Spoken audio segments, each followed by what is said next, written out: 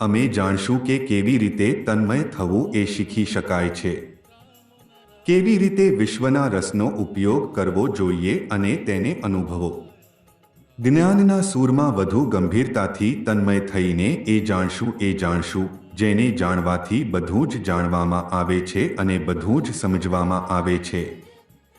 જ્યાં બીજ છે ત્યાં જ ફૂલ છે, ત્યાં જ ફળ છે અને એ ફળમાંથી ફરી બીજ જન્મે છે.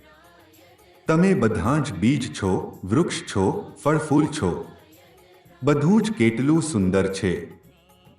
ભગવાનને પામવું તો સહજ વાત છે, પણ જે તન્મય સ્થિતિમાં તમે છો તેને કેવી રીતે પામી શકશો? જે ચિરંતન સ્થિતિમાં તમે છો તે સ્થિતિ કેવી છે? આ જ ગ્રંથના અંદરના મર્મની વાત છે. તેને જાણવા માટે મૂળાધાર, સ્વાધિષ્ઠાન, મણિપુર જેવા સ્તરો બનાવવામાં આવ્યા છે. થોડા દિવસો પહેલા રથયાત્રા હતી. આપણે બાંસના જે બાહ્ય રથને ખેંચવામાં વ્યસ્ત છીએ તે રથ પણ 7 સ્તરોમાં બનેલો છે. તેમાં નીમના લાકડામાંથી બનેલા ભગવાન જગન્નાથને બેસાડી તેમની પૂજા કરવામાં આવે છે. આપણે બધા જાતે જ એક રથ છીએ. આ બધા સ્તરો આપણા અંદર પણ છે. આપણે બધા આપણા રથને ખેંચવામાં વ્યસ્ત છીએ. બાહ્ય રથ વિના કામ નથી ચાલતું. અમારા મન અને બુદ્ધિ એક થઈને એક જ સૂરમાં વહે છે. ઘરમાં બધું હોવા છતાં આપણે સંતોષ અનુભવી શકતા નથી.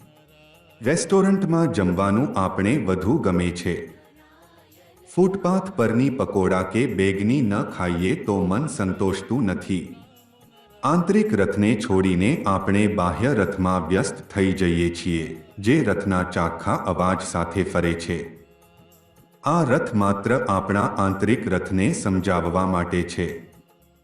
નકશા જોઈને આપણે પૃથ્વીને સમજવાની કોશિશ કરીએ છીએ.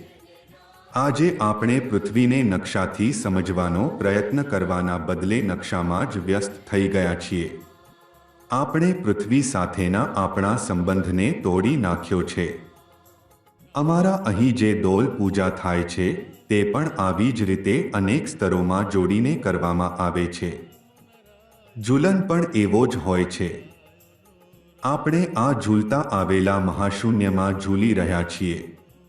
આપણે બધા રાધા અને કૃષ્ણ બની ગયા છીએ.